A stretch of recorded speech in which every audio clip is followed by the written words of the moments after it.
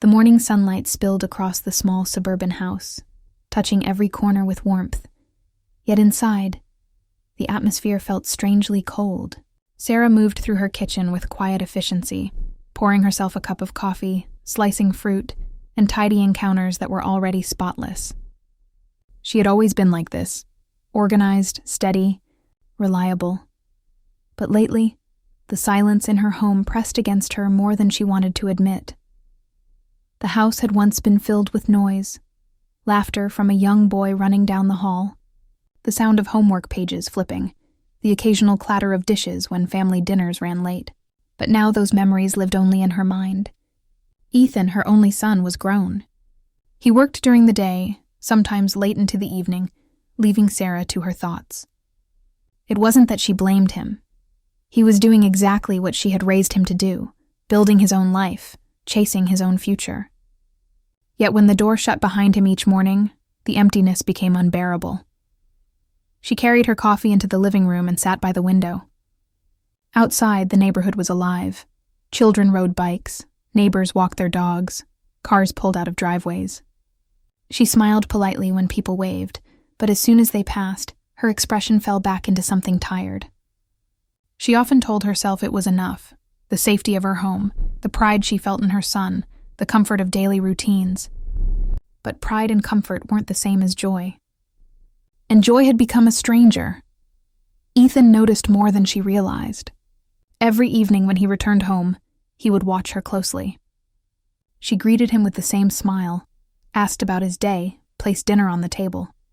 But it was the little things that gave her away, the way her eyes lingered on the floor when she thought no one was watching, the long pauses in conversations, the sighs that slipped out when she thought he wasn't listening.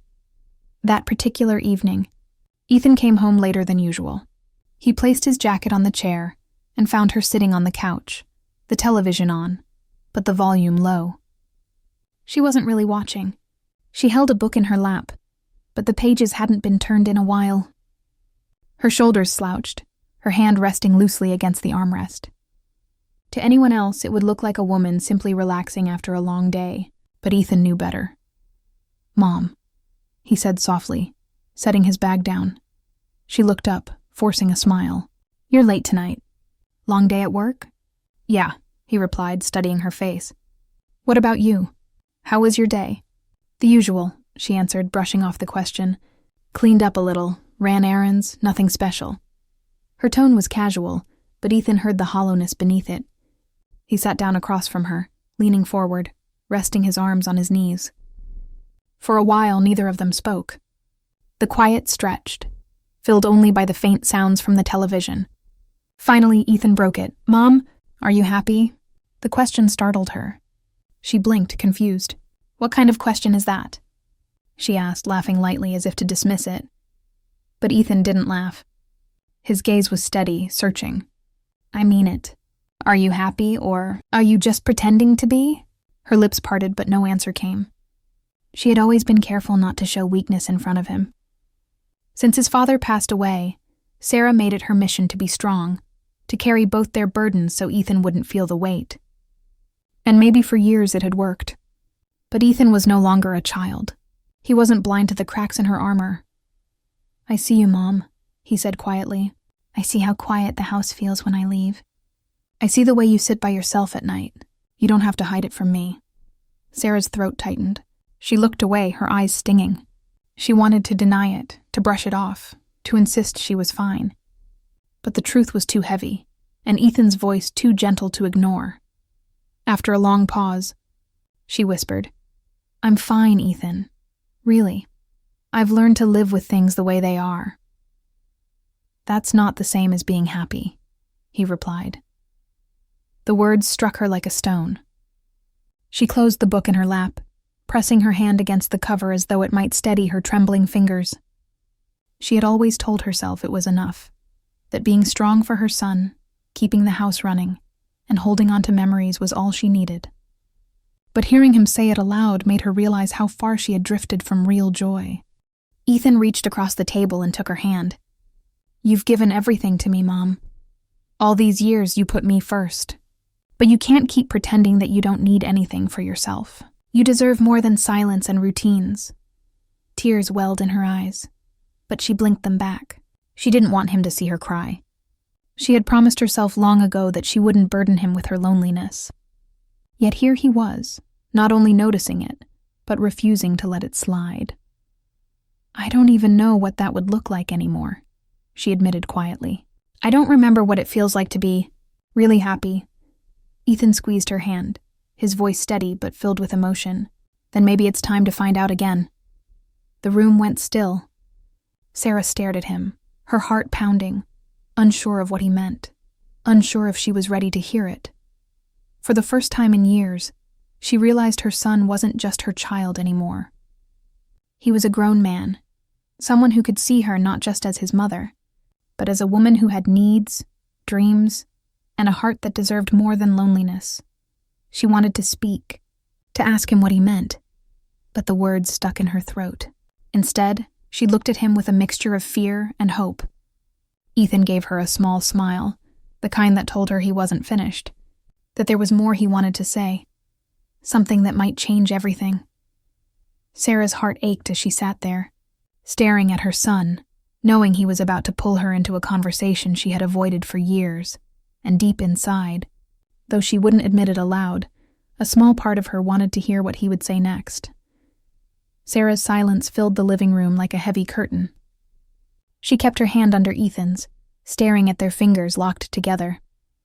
Her chest rose and fell quickly, but she couldn't form words. For years, she had been the one guiding him, the one speaking wisdom, the one carrying the weight.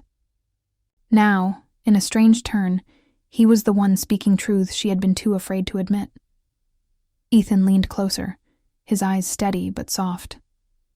Mom, you don't have to live like this anymore. You don't have to spend every evening waiting for the day to end.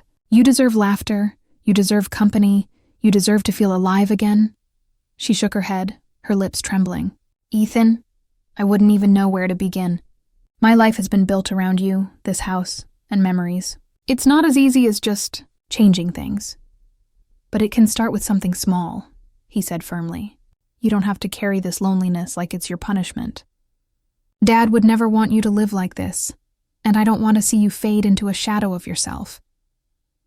The mention of his father's name made Sarah's breath hitch. She pressed her hand against her chest, closing her eyes for a moment. Your father was my whole world. Losing him, it felt like losing myself too. And raising you alone, I put everything into making sure you had a future. I didn't have space left for me. Ethan's heart squeezed hearing her confession. He had known she missed his father, but he never realized how deeply that loss had carved into her life. You gave me everything, Mom, and I'll never forget it. But now, I want to give something back to you. I want you to have more than just memories. I want you to smile again. For real. Her eyes watered, and she turned her head, afraid he'd see the tears rolling down her cheeks. I don't even remember how to start, she whispered. Ethan stood and walked around the table, sitting beside her this time. He placed his arm gently on the back of the couch, close but not overwhelming, just enough to remind her she wasn't alone. You don't have to start alone. I'll help you. Maybe it means trying something new. Maybe it means letting people in again. You're not too old to rediscover life, Mom. She let out a soft laugh through her tears. Too old? That's exactly how I feel most days. You're not, Ethan said, his voice certain. I see people your age starting over, building new lives, finding happiness. Why can't that be you?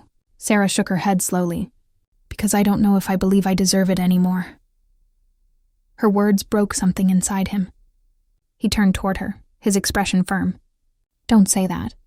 Don't ever think that. You deserve more than anyone I know. You've given love, strength, and sacrifice your whole life. If anyone deserves happiness, it's you. She looked at him then, really looked. For the first time in years, she saw not just her son, but a man with courage, compassion, and a determination that mirrored his father's.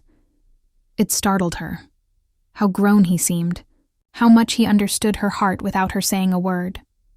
Ethan, she said quietly. What do you want me to do? He smiled faintly, as if he had been waiting for her to ask. Start by saying yes. Yes to little things. Yes to taking a walk with me this weekend. Yes to trying that new cafe down the street. Yes to life again.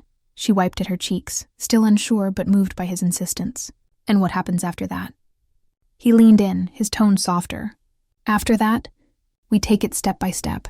You don't have to figure everything out tonight. Just promise me you won't keep hiding in this silence. Sarah swallowed hard. For years, she had buried her needs under chores, under routines, under the excuse of being a mother first. But sitting there, hearing her son speak with such care, she realized how deeply he wanted her to find light again. He wasn't asking for himself. He was asking for her. A small, hesitant smile touched her lips. Okay, she whispered. I'll try. Ethan's eyes brightened. Relief washed over his face, and he squeezed her hand tightly. That's all I wanted to hear. Just try. The air between them softened. For the first time in a long while, Sarah felt something stir inside her. A fragile spark of hope, faint but real. She wasn't sure what tomorrow would bring, but tonight, she felt the weight on her chest ease just enough to breathe freely. But even as that hope flickered, another thought crept into her mind. What if trying to live again only reminded her of everything she had lost? Could she bear to open her heart only to feel it break again? She didn't say the words aloud, but Ethan seemed to sense her hesitation. Mom, he said quietly, don't let fear stop you. You've already survived the hardest part. You're stronger than you think. She turned toward him, studying his face. For a moment, he looked so much like his father that her breath caught. The kindness in his eyes, the way he spoke with steady conviction. It felt like she was hearing her husband's voice echo through her son. Tears spilled freely now, and she didn't bother hiding them. She let Ethan pull her into a gentle embrace, her head resting on his shoulder. It wasn't the kind of comfort that solved everything, but it reminded her that she wasn't truly alone. They stayed like that for a while. No words, no explanations, just the sound of their breathing in the quiet living room. When she finally pulled back, her eyes were red, but her heart felt a little lighter. Ethan brushed a tear from her cheek with the back of his hand. That smile of yours, Mom. I've missed it. Her lips curved into a shaky but genuine smile. You always did know how to pull it out of me. And though the night outside grew darker, inside the house, something had shifted. Sarah didn't know what the next step would look like, but she knew one thing for certain. Her son wasn't going to let her fade into loneliness without a fight. The thought both frightened and warmed her. For the first time in years, she dared to wonder what it would feel like to live, not just exist. And Ethan, watching her carefully, knew this was only the beginning. The next morning, Sarah woke earlier than usual. She stood at the window, coffee in hand, staring at the quiet street outside. The words Ethan had spoken the night before echoed in her mind. Just try. Simple words, yet heavy. She wasn't sure what trying looked like anymore, but the way his eyes had pleaded with her, the way his voice carried both firmness and love, made it impossible to ignore. When Ethan came down the stairs, his hair still damp from the shower, he noticed the difference in her. She was dressed neatly, not in her usual house clothes, but in a soft blouse and jeans. Her hair was brushed, her lips touched with a faint color. It wasn't much, but it was enough to make him pause. Morning, Mom, he said, smiling. You look good. She raised an eyebrow. What's that supposed to mean? He chuckled. It means I'm glad you're trying. Her cheeks warmed slightly, though she waved him off. Don't make too much of it. It's just clothes. But Ethan knew it wasn't just clothes. It was a step. That weekend, Ethan kept his promise. On Saturday afternoon, he suggested they take a walk to the park nearby. Sarah hesitated at first, instinctively reaching for excuses. Laundry, dinner, the garden. But Ethan didn't give her the chance. He gently tugged her jacket from the hanger and handed it to her. No excuses, Mom. It's a sunny day. Let's go. So they went. The park wasn't far, but the moment they arrived, Sarah felt a shift. Children were running across the grass. Couples sat with picnic baskets. Friends laughed on benches. The sound of life surrounded her, so different from the silence of her home. She breathed in deeply, the air crisp with the scent of blooming flowers. Feels good, doesn't it? Ethan asked as they strolled down a path lined with trees. Sarah nodded slowly. I'd forgotten how nice it is to just be outside. He glanced at her. That's why I brought you here. You've been locking yourself in the house for too long. She gave him a side look, half amused, half serious. "And you think a walk is going to fix everything?" He smiled. "No, but it's a start." They walked for nearly an hour, talking about small things, neighbors, food, even funny stories from Ethan's job. Sarah laughed more than she expected, her voice light, almost unfamiliar to her own ears. At one point, she stopped by a fountain and watched children toss coins into the water. For a brief moment, she wished she had a coin too, just to remember what it felt like to make a wish. Later, they stopped at a cafe near the park. It was new, a place Sarah had never visited. Ethan insisted on treating her. They sat by the window, sipping coffee and sharing a slice of cake. Sarah looked around at the other customers, the hum of conversation, the warmth of fresh coffee in the air. "It feels strange," she admitted softly. "What does?" Ethan asked. "To be here, doing this. For so long, I've been telling myself that my life is finished in some way, that I had my time, and now it's just about getting through the days. But sitting here, it almost feels like..." She trailed off, struggling with the words. "Like you're part of the world again?" Ethan offered. She looked at him, surprised at how perfectly he understood. "Yes, exactly that." He reached across the table and touched her hand.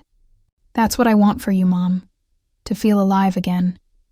Her eyes softened, and she gave him a real smile, one that reached her eyes. For the first time in years, Ethan saw the woman he remembered from his childhood, the woman who had once filled their house with warmth and light. The days that followed carried small but meaningful changes. Sarah began stepping outside more often. She tended to her garden with fresh energy, humming softly as she worked. She went for short walks by herself, sometimes even stopping to chat with neighbors she had once avoided. Ethan noticed it all. Each little change made his chest swell with quiet pride. One evening, as they sat in the living room, Sarah surprised him. "I was thinking, maybe I should sign up for that painting class at the community center. I used to love painting, remember?" Ethan's face lit up. "That's a great idea. You should absolutely do it." Her eyes sparkled with a mix of excitement and nervousness. "It's been so long. I don't even know if I'll be any good anymore." "Who cares?" Ethan said warmly. "It's not about being good. It's about doing something that makes you happy." His words gave her courage. That week, she signed up. Walking into the community center on her first day, Sarah's heart pounded. She almost turned back at the door, but Ethan's voice echoed in her mind. "Just try." So she stayed. The instructor welcomed her kindly, and soon she found herself holding a brush, dipping it into colors she hadn't touched in years. The blank canvas both scared and thrilled her. As the brush moved, she felt something stirring inside, a forgotten part of herself waking up. When she came home that evening, Ethan was waiting. She walked through the door carrying her first painting, nervous to show him. "It's nothing special," she said quickly, holding it behind her back. "Let me see," he insisted. Reluctantly, she revealed it. It wasn't perfect, but it was full of life, bold strokes of color, the image of a small meadow under a bright sky. Ethan's eyes widened, and then he grinned. "Mom, it's beautiful." Her cheeks flushed. "You're just saying that?" "I'm not," he said firmly. "You've still got it. Look at that, look at you. This is the kind of thing that makes me happy. Seeing you light up again." Sarah's heart swelled at his words. For years, she had believed her best days were behind her. Yet here was her son, looking at her as if she had just painted the sunrise itself. That night, lying in bed, Sarah thought about how much had changed in such a short time. It wasn't that her loneliness had vanished. There were still long hours when the house felt too quiet, too empty. But now she had glimpses of something else. A reason to get up, a reason to smile, a reason to believe that maybe her story wasn't over yet. And deep down, though she wouldn't say it aloud, she knew Ethan was right. This was only the beginning. What she didn't know was that he had more plans for her, things that would push her even further out of her comfort zone, things that would remind her she was not just a mother, not just someone who had lost, but a woman who still had life left to live. And that realization, though both terrifying and exciting, brought back something she thought was gone forever: hope. The weeks moved quickly, and each day seemed lighter than the last. Sarah kept attending her painting class, and slowly her hands grew steadier with the brush. She wasn't just painting shapes anymore. She was painting feelings. Each stroke of color carried a piece of her heart, and every canvas she finished made her feel like she had taken another step toward herself. One afternoon, Ethan stopped by the community center to pick her up after class. As he walked through the doors, he saw her standing with 2 other women, laughing. She looked animated, her cheeks warm with color, her eyes brighter than he had seen in years. She was holding a canvas under her arm, but more than the painting, it was the expression on her face that struck him. She wasn't just surviving anymore. She was living. "Mom," he said as she turned and spotted him. Her smile widened. "Ethan, come meet my new friends." She introduced him to the women who welcomed him warmly. Sarah's voice was full of ease, no trace of the hesitation she had carried before. Ethan shook their hands, feeling a quiet pride swell in his chest. His mother wasn't sitting at home in silence anymore. She was building new connections, forming bonds, opening her life again. On the way home, Sarah looked out the car window, the canvas resting on her lap. "You know," she said softly, "I didn't think I'd ever be able to feel like this again. For so long I thought my happiness ended years ago. But now," she trailed off, smiling to herself.